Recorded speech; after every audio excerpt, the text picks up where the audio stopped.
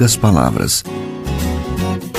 Um olhar sobre o mundo, a vida e a sociedade, à luz da Palavra de Deus, com Augustus Nicodemos. Começamos agora mais um programa da terceira temporada do programa Em Poucas Palavras da Primeira Igreja Presbiteriana de Goiânia, apresentado por mim, Natsan Matias, e o nosso comentarista, pastor Augustus Nicodemos, que sempre está aqui comigo, respondendo perguntas, tantos temas diversos. Pastor Augustus Nicodemos. Oi, Natsan, querido ouvinte, que alegria para nós estar aqui produzindo o programa mais uma vez. Por favor, chame aí os seus amigos, se você está assistindo pela rádio, se estiver no carro, aumenta o volume aí. E também nas redes sociais você pode compartilhar, faça a divulgação e difusão desse programa. Nós sabemos que ele tem abençoado muita gente no Brasil e no exterior. Em Lucas 16, versículos 19 ao versículo 31, lemos uma narrativa que Jesus faz sobre um mendigo chamado Lázaro e um determinado rico. Ambos morrem e vão para destinos diferentes. Que aspectos teológicos e doutrinários podemos tirar desse relato de Jesus? Quais aplicações para nossa própria caminhada, identificados ou com o rico ou com o mendigo da história? Esse é o tema de nosso programa de hoje.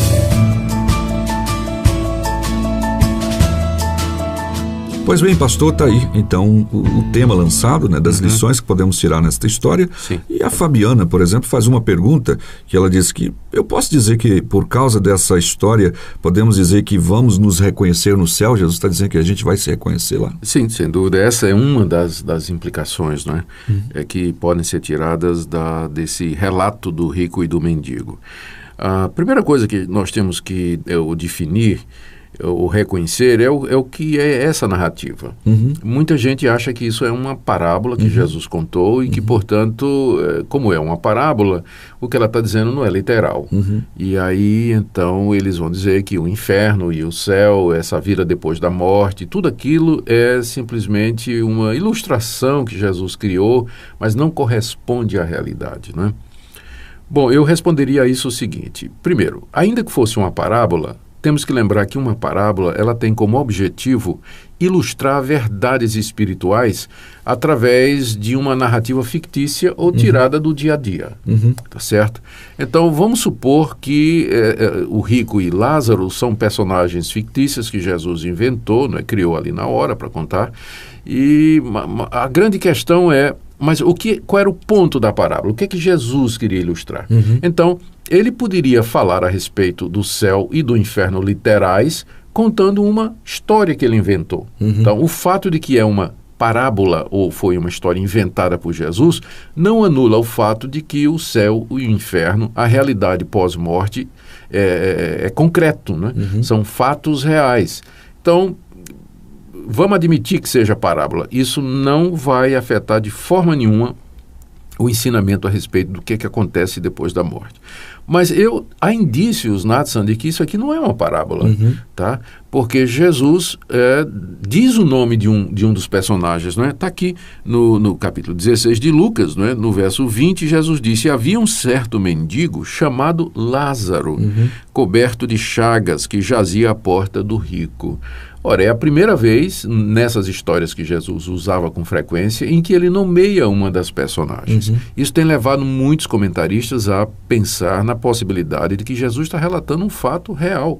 Conhecido, quem sabe. Conhecido. E como é que Jesus tinha conhecimento disso? Ele era Deus. Ele tinha acesso ao que acontecia depois da morte com a vida das pessoas e poderia estar trazendo esse conhecimento do que acontece depois da morte exatamente para ilustrar o ponto que ele queria fazer. E qual é o ponto da história? Então é só ler o contexto.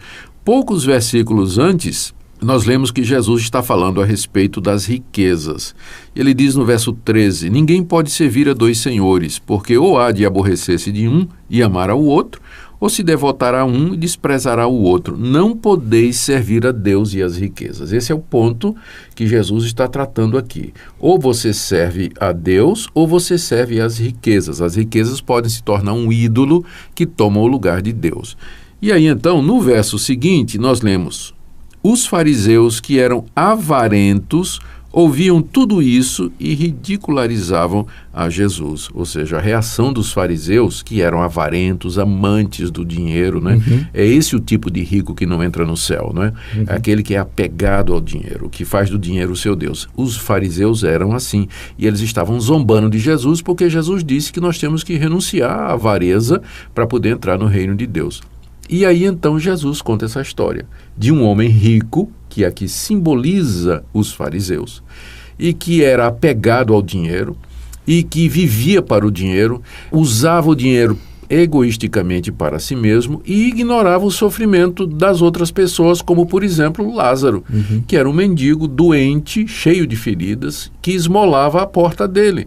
E o rico não dava nada, né? O mendigo vivia das migalhas que caíam da mesa do rico. Lembrando que o rico aqui representa os fariseus. Exato. Aí o que Jesus diz? Quando eles morreram, o rico, ele foi para o inferno.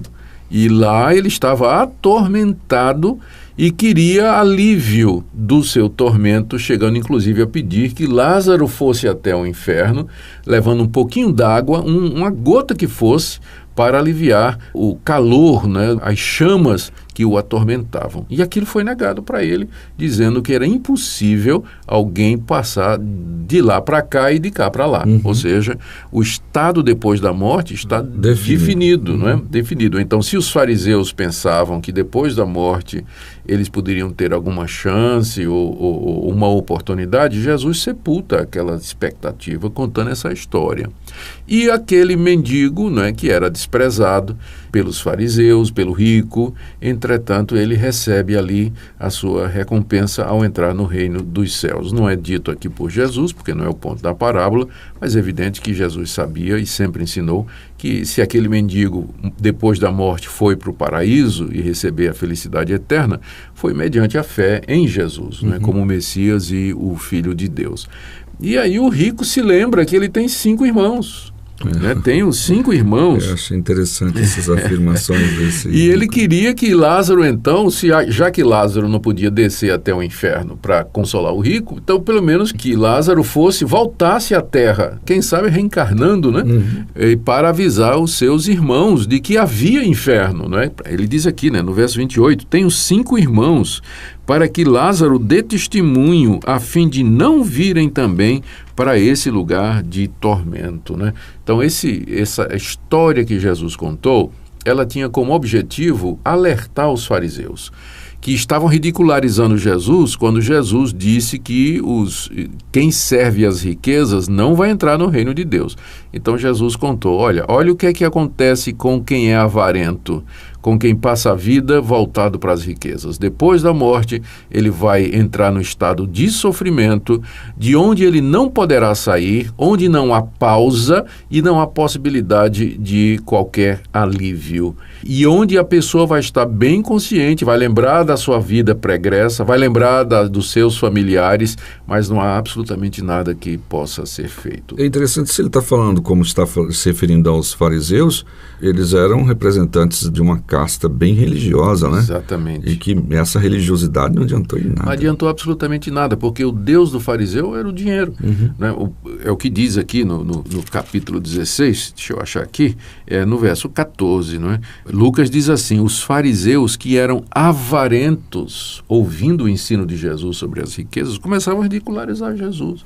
Então eles amavam o dinheiro, né? Faziam do dinheiro o seu Deus, e aquela religiosidade deles de nada adiantava, porque era aparente, era uma falsa piedade. No fundo, eles amavam mesmo o dinheiro. E, na verdade, essa é uma descrição de muitos líderes de igrejas evangélicas hoje. Né? Eles posam de piedosos, tementes a Deus, se humilham com um pano de saco e cinza e tudo, mas no fim... Inclusive um desses teve aí na televisão um tempo desse, né? Se vestido de saco e fazendo aquela coisa fazendo toda aquela aparência, andava de Ferrari e de Porsche, né? E no fim, o que ele quer é dinheiro mesmo, né? Então, essa combinação de falsa piedade, falsa religiosidade com avareza e amor ao dinheiro é muito antiga, né? Os fariseus já praticavam isso aí. Então, essa história do rico e Lázaro foi contada contra os fariseus, para alertar para eles, olha, vocês estão amando o dinheiro, estão aproveitando aqui, mas depois da morte vocês vão experimentar o sofrimento eterno por causa da sua avareza, por causa do seu pecado, por causa da sua hipocrisia, não é? Enquanto que aqueles, mesmo sendo pobres, que creem em Deus e servem a Deus fielmente, esses entrarão no paraíso. Não podemos dizer também que nessa parábola Jesus está enfatizando a questão do fato de que aquele fariseu, aquele rico, desculpe, deixou de dar esmolas. Se tivesse dado esmola, feito boas obras, estaria do lado de Lázaro também. Podemos dizer que sim, só que tomando o ensino bíblico como um todo, né, se as esmolas e o cuidado para com Lázaro fosse resultado daquele coração, de um coração agradecido a Deus, convertido, que já reconheceu que a salvação é um dom de Deus, então aquelas boas obras, elas seria o resultado dessa salvação. É o resultado dessa salvação, não é? Seria o resultado disso. Que alguém pode chegar à conclusão, bom, então a história está dizendo que se o camarada fosse bom, ele estaria no céu lá junto com... Não é isso, né? Está dizendo que ele amava a riqueza. Isso. E que não demonstrava nenhum apego para com Deus. O dinheiro não vai salvá-los dos seus pecados e nem da sua culpa. Há um ponto aqui no final da história que talvez mereça também atenção, Nadson, é que quando o rico, em tormentos, ele pede para Lázaro voltar para o mundo dos vivos para avisar seus irmãos, então o que é dito a Lázaro é que não pode. E diz também, os vivos têm Moisés e os profetas, ouçam-no. Moisés e os profetas, as escrituras, né? A Bíblia, é claro que àquela altura só havia o Antigo Testamento, né? Mas aí o que está sendo dito é o seguinte, se alguém não quer vir para o inferno, tem informação suficiente a respeito disso na Bíblia, na revelação que Deus já nos deu por escrito, ou seja, a suficiência da Escritura na salvação do pecador. Inclusive foi dito ao rico, né, ainda que Lázaro voltasse para o mundo dos vivos, eles não acreditariam se eles não acreditam em Moisés e nos profetas. O ponto aqui é a doutrina da reencarnação, não é? A ideia de que se os mortos podem se comunicar com os vivos e trazer conhecimento novo, substitutos ao Evangelho de Jesus Cristo, não é? Então essa passagem combate isso e nos mostra a suficiência da Bíblia na salvação do pecador e também no conhecimento do mundo vindouro e daquelas coisas que acontecem depois da morte. Essa história é rica, com certeza daria para a gente fazer um tempo maior, mas em poucas palavras já foi dito o que precisava ser dito. Obrigado pela sua audiência, nós agradecemos, continuamos à sua disposição para atendê-lo naquilo que for necessário à luz das Escrituras, pastor. Lembre, querido ouvinte, que a salvação é um dom de Deus e que Deus deseja ser adorado acima de todas as coisas. Não permita que o dinheiro seja o Deus da sua vida, o ídolo da sua vida, mas busque primeiro o reino de Deus e a sua justiça e todas as demais coisas serão acrescentadas. Amém. Até o próximo programa.